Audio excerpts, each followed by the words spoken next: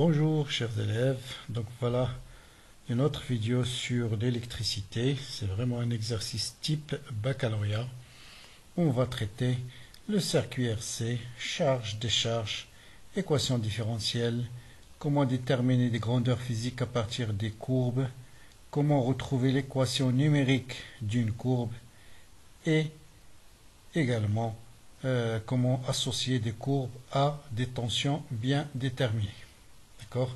Donc, comme d'habitude, bien sûr, essayez de faire vous-même la solution parce que c'est en faisant des erreurs qu'on apprend. Ne faites jamais un exercice, ne passez jamais tout de suite à la correction. D'accord? Donc, voilà l'énoncé. Donc, on vous dit, on considère un circuit dont la figure se trouve dans la page suivante, formé par un générateur de force électromotrice 10 volts, toujours souligner les données essentielles. Un résistor de résistance R1 égale à 500 ohms. Un résistor, c'est tout simplement une résistance. Un condensateur et un autre résistor de résistance R2, inconnu. Un oscilloscope à mémoire permet de suivre l'évolution temporelle de la tension au bord du condensateur et de la tension au bord du générateur. D'accord? Le condensateur est initialement déchargé. Très important cette information. Ici, il faut la souligner. Bien. Grand A, on va étudier la charge du condensateur par le générateur de force électromotrice E, par un générateur de tension. Si on vous dit la force électromotrice égale à 10 volts, ça veut dire on va le charger avec un générateur de tension. Et faites la différence entre un générateur de tension, de force électromotrice constante, et un générateur de courant qui fournit un courant constant. Donc à t égale à 0, on bascule l'interrupteur sur la position K1 et on obtient la figure 2 qu'on va voir aussi dans la page suivante.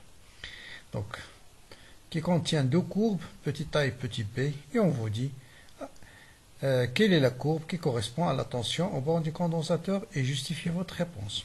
Ensuite, faire le branchement nécessaire à l'oscilloscope. Il faut bien faire attention, je vous conseille de le faire avant de voir la solution.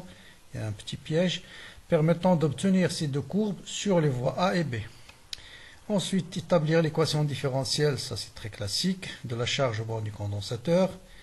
On vous donne une solution de la forme E facteur de 1 moins exponentielle moins t sur tau. Vérifiez si ça est solution donc, de l'équation différentielle si tau correspond à une constante que l'on déterminera. Donc ça veut dire ça est solution si seulement si tau est égal à une constante que vous allez déterminer. Donc faites juste la remarque ici, souvent c'est ça qui change la forme, mais la méthode c'est toujours la même. Soit on vous donne a moins b exponentielle moins alpha t, soit a facteur de 1 moins exponentielle moins t sur rc, soit, donc c'est la forme qui change, mais la méthode elle est toujours la même. Donc déterminer tau graphiquement et en déduire la capacité, donc là aussi c'est très classique. Calculer la valeur de UC sur E si t est égal à tau et conclure. D'accord? La partie B, on va s'intéresser à la décharge du condensateur, montrer que l'équation différentielle s'écrit sous cette forme-là. Ensuite, déduire la valeur du rapport 1 sur alpha.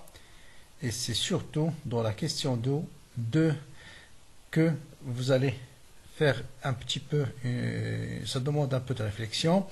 Donc on vous dit la solution de l'équation différentielle précédente de la forme E exponentiellement alpha t UC est exprimé en volts, établir l'équation du logarithme népérien de la tension U de C en fonction de T, log de UC en fonction de T, et cette relation on va l'appeler relation 1. Ensuite, établir on a tracé à l'aide d'un logiciel la courbe représentant log de UC en fonction du temps, c'est la figure 3, donner l'expression numérique, ça vous devrez être capable à partir d'une courbe de trouver l'expression numérique de log de UC. Souvent, vous avez ce type de questions, que ce soit en mécanique, en nucléaire, en électricité. Et enfin, en utilisant la relation 1 et 2, comment on va faire pour déterminer la valeur de R2. Donc, cette dernière partie, elle est très très intéressante. Bien sûr, voilà la figure 1. Donc, position 1, charge, position 2, décharge. Donc, voilà les courbes A et B. D'accord? Qu'on vous pose la question A est associé à quoi, B est associé à quoi. Et voilà la courbe log de IC en fonction du temps. Donc aussi, il faut faire très attention quand on va déterminer l'expression numérique. Bien, on commence donc par les questions classiques, laquelle des deux courbes associées à la tension au bord du condensateur. Donc vous avez plusieurs façons de répondre. La première, c'est ce qu'on a souligné tout à l'heure dans l'énoncé. On vous dit le condensateur à T égale à 0 et comment il est déchargé. Donc si le condensateur est déchargé à T égale à 0, ça veut dire la tension au bord du condensateur, c'est combien? C'est 0. Et donc, tout de suite, on va dire la courbe B est associée à I de C. Voilà une première justification. Ou bien, on va dire que la tension au bord du générateur, c'est une constante, d'accord, est égale à 10 volts. Donc, la courbe, la droite là, c'est la tension au bord du générateur. Et par conséquent, la courbe P, c'est la tension au bord du condensateur. D'accord? Donc, vous avez deux façons d'attribuer les courbes A et B. Ensuite, là, il faut faire attention. Je vous conseille de faire à vous-même le branchement. Donc, allez-y, faites-le dans le brouillon. Faites le branchement nécessaire à l'oscilloscope permettant d'observer sur les voies A et B de l'oscilloscope I de C et I de G. Donc, première chose, indiquer la masse. Donc, où on va mettre la masse de l'oscilloscope. Bien sûr, toujours la masse, c'est du côté de la borne moins du générateur. D'accord? Bien sûr, maintenant on est dans la charge. Donc là, c'est un circuit fermé ici. Donc, où je vais mettre l'oscilloscope maintenant? Je vais le mettre sur ce fil-là, n'importe où, ici, là, là, là, jusque là, peu importe. Tout ça, c'est le même fil. Donc, on va ici envoyer vers A. Et cette tension, bien sûr, qu'on va mesurer, c'est la tension en ce point, moins la tension en ce point qui est 0. Donc, c'est la tension au bord du condensateur. Bien. Maintenant, où je vais mettre l'oscilloscope pour visualiser la tension au bord du générateur. Bon, il y a beaucoup d'élèves qui vont faire, voilà, je vais mettre ici vers la voie B. Et faites attention. On vous dit juste la tension au bord du générateur. Donc, il faut prendre uniquement la voie B entre le générateur et la résistance, quelque part ici. Comme ça, cette tension est égale à quoi? Est égale à la tension en ce point, moins 0 qui est la référence. Donc, ça me donne la tension au bord du générateur. Si par hasard vous avez envoyé ici vers la voie B, ce que vous allez observer, tout simplement, c'est la tension au bord du générateur plus la tension au bord de résistance, qui est la même que la tension au bord du condensateur. Donc faites attention ici, la voie A, c'est juste à la sortie du générateur. Et surtout la masse, il faut le mettre toujours du côté de la borne négative. Toujours, commencez toujours par la masse, ensuite un dipôle vers l'oscilloscope, et un deuxième dipôle vers l'oscilloscope. C'est toujours par rapport à la masse.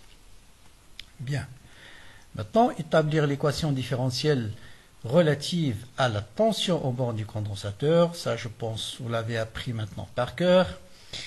Donc, voilà le schéma qui correspond à la charge. K1 est fermé.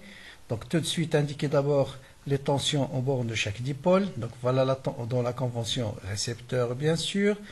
Voilà la tension au bord du générateur. Le courant, il sort par la borne positive. Donc la tension au bord du condensateur en convention récepteur, c'est dans ce sens-là, parce que le courant, vous voyez, il est là, il est là, il est là, il est là, il est là. Et toujours la flèche, elle est dans le sens opposé au courant, convention récepteur. Ensuite, voilà la tension au bord de la résistance. Toujours la flèche, elle est opposée au sens du courant. Après, bien sûr, c'est classique, la loi d'additivité des tensions. La tension au bord du générateur va se partager entre la tension au bord du condensateur plus la tension au bord de la résistance. La somme des flèches dans un sens est égale à la somme des flèches dans le sens opposé. Bien, remplaçons bien sûr I de C par RI. I de C, c'est Q sur C. Donc D de IC sur D de T, c'est 1 sur C, D de Q sur D de T. Et D de Q sur D de T, c'est bien sûr le courant. Donc, ça, vous le connaissez maintenant par cœur. I est égal à C fois D de IC sur D de T. En remplaçant I par sa valeur ici, vous avez l'équation classique de la charge I de C plus R1 fois C D de IC sur D de T égale à E. Question suivante. On vous dit vérifier que ça, c'est une solution. Et si ça est une solution, taux doit avoir une valeur qu'on vous demande de déterminer. Donc la méthode, c'est toujours la même. J'ai l'équation différentielle I de C, j'ai D de ici sur D de T. Donc je dois calculer d'abord D de IC sur D de T. Donc voilà I de C. La dérivée de ça, donc toujours le mieux c'est de développer. Donc c'est E moins E exponentielle moins T sur taux. La dérivée de E c'est 0, bien sûr, c'est une constante. Et la dérivée de exponentielle moins alpha T, c'est moins 1, c'est moins alpha fois exponentielle alpha T. D'accord? Donc la dérivée de exponentielle moins T sur taux, c'est moins 1 sur taux. Avec ce moins, ce sera plus, bien sûr, 1 sur taux fois E. Exponentielle moins T sur taux. Ensuite, je remplace I de C par sa valeur, D de IC par sa valeur, et voilà. Donc, je remplace I de C par cette expression-là. Ensuite, D de IC par cette expression-là. Et donc, voilà ce que j'obtiens. Donc, vous voyez bien que E est égal à E. Donc, E et E vont se simplifier. Celui-là va se simplifier avec celui-là. En mettant exponentielle moins T sur taux fois E en facteur, qu'est-ce qui va rester ici? R1 fois C sur taux. Et ici, il va rester bien sûr moins 1. D'accord? Vous voyez? Ensuite, ça c'est égal à 0, quel que soit T, si et seulement si ce terme est nul. Parce que E est différent de 0. Et f de t, c'est une fonction de temps, elle est bien sûr différente de 0. Donc ce terme, il est nul. Ça veut dire quoi? Ça veut dire que taux, bien sûr, est égal à RC. Voilà. R1 fois C. Déterminer graphiquement taux. Donc faites très attention ici. On ne vous donne pas la tangente qui est tracée. Et souvent, si vous voulez essayer de tracer vous-même la tangente, vous risquez de faire une erreur. Donc n'utilisez jamais la méthode des tangentes s'il n'est pas tracé sur la courbe. De préférence, utilisez la méthode suivante. Donc la tension à T est égale à taux, par définition, c'est 0,63 fois E. Je vous rappelle, 0,063, ça vient de ça. Donc ça vient de ça. Si T est égal à taux, vous avez 1 moins exponentielle moins 1, parce que T est égal à taux, et 1 moins exponentielle moins 1, faites-le par la calculatrice, ça vous donne 0,63 bien sûr. E égale à 10 volts, multiplié par 10, ça vous donne 6,3. Et je vais vers la courbe, voilà 5, voilà à peu près 6,3, et vous voyez bien, je fais la projection sur l'axe du temps, et j'obtiens taux est égal à 1. 1 quoi? Faites très attention aux unités. Il ne faut pas jamais écrire tout de suite 1 seconde par exemple. D'accord? Donc le temps, il est en millisecondes. Donc, sinon, si vous avez mis par exemple secondes, tous les calculs numériques dans la suite vont être fausses. Faites très attention aux unités qui sont sur l'axe des X et sur l'axe des Y aussi. Même chose pour la tension. D'accord? Donc là, taux est égal à 1 milliseconde. Et bien sûr, taux est égal à R1 fois C. Donc on va déduire tout de suite C parce qu'on connaît R1, c'est 500 ohms. Donc C est égal à R, taux sur R1. Mais là aussi, dans l'application numérique, faites très attention. Taux, il est en millisecondes.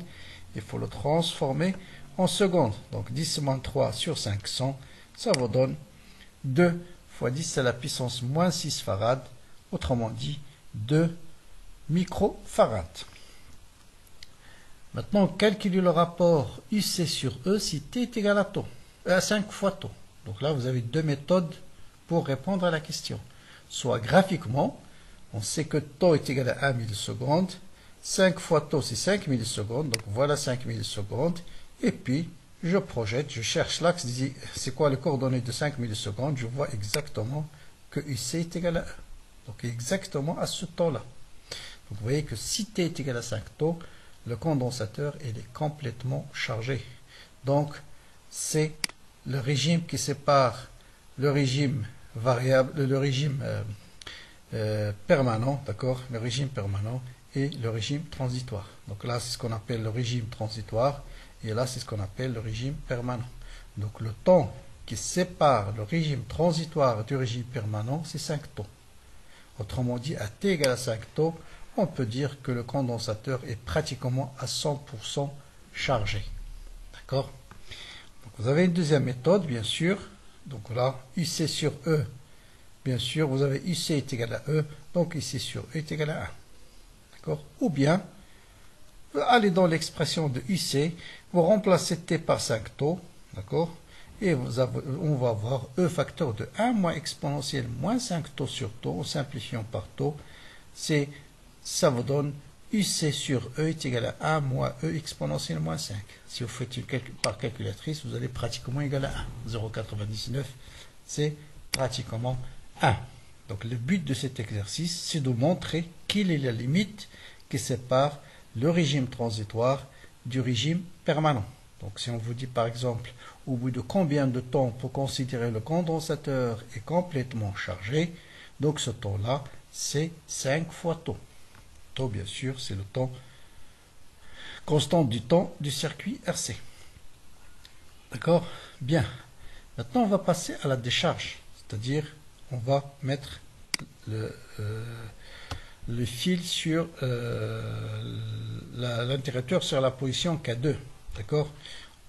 Je vous rappelle, pendant la charge, on adopte toujours pour le sens du courant le sens qu'il y avait dans la charge. D'accord?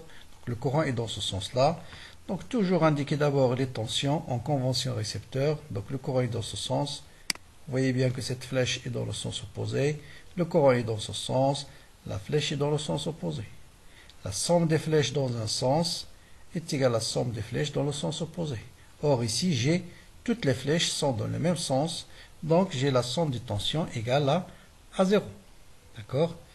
Maintenant je remplace I de R par sa valeur. C'est R2. Faites attention, c'est R2 fois I. Et I, bien sûr, c'est C fois D de IC sur D de T. Et on obtient l'équation classique.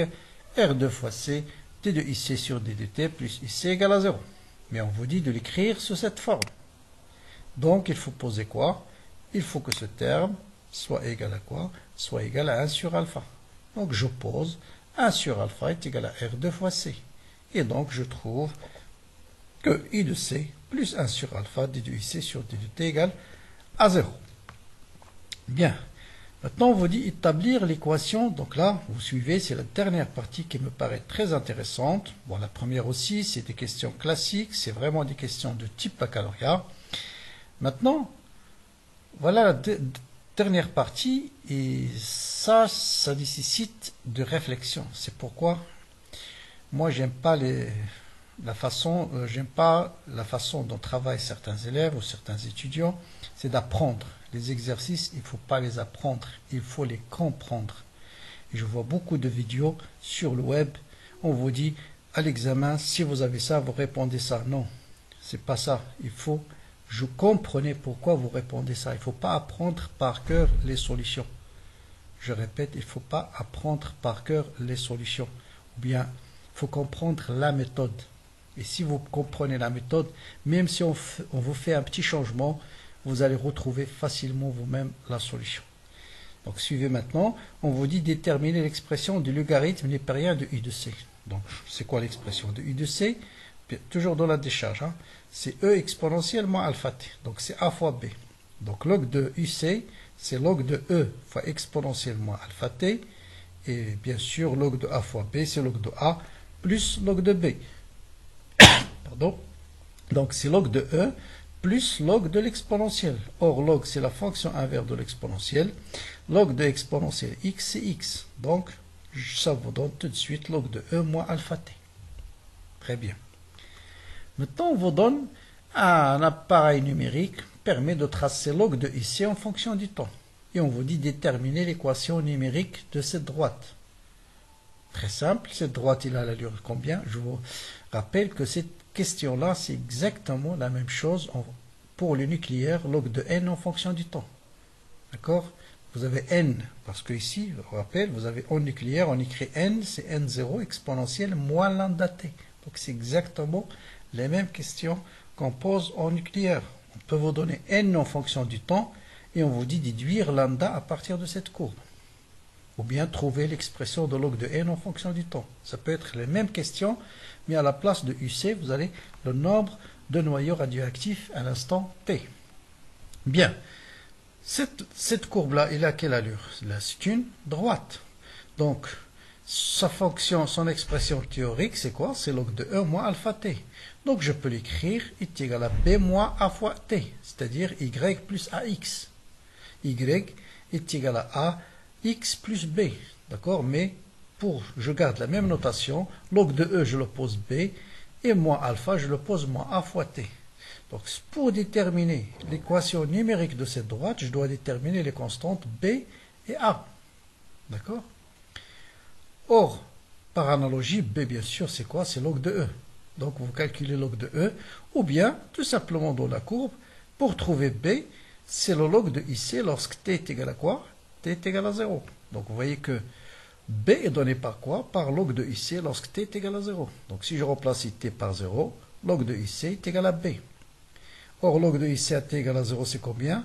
C'est 2,3 à peu près. D'accord? 2,3. Ou bien, bien sûr, vous voyez que par analogie, log de E, c'est B. Or, E égale à 10 volts. Vous faites log de 10, vous allez trouver bien sûr 2,3. Maintenant, comment déterminer le poids A? Moins A plus exactement. Donc, que représente moins A de la droite Y égale à B moins A fois X?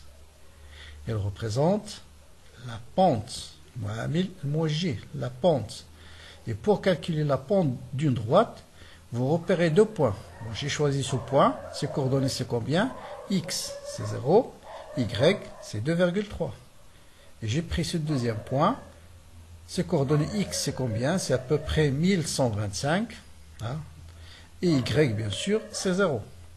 Après, la pente, bien sûr, la pente, je vous rappelle, c'est moins 1. D'accord? C'est moins 1. Donc, je prends Y2 moins Y1 sur X2 moins X1. Donc, Y2, c'est 2,3, moins Y1, c'est 0, sur X2, qui est 0, moins X1, qui est 100, 1125. Et on va trouver, bien sûr, ce terme qui est négatif. Donc, on trouve moins, mais là, c'est très, très important. Je suis sûr qu'une grande partie d'entre vous vont oublier ce 10 moins 6. D'où vient ce 10 moins 6? Ça vient de là.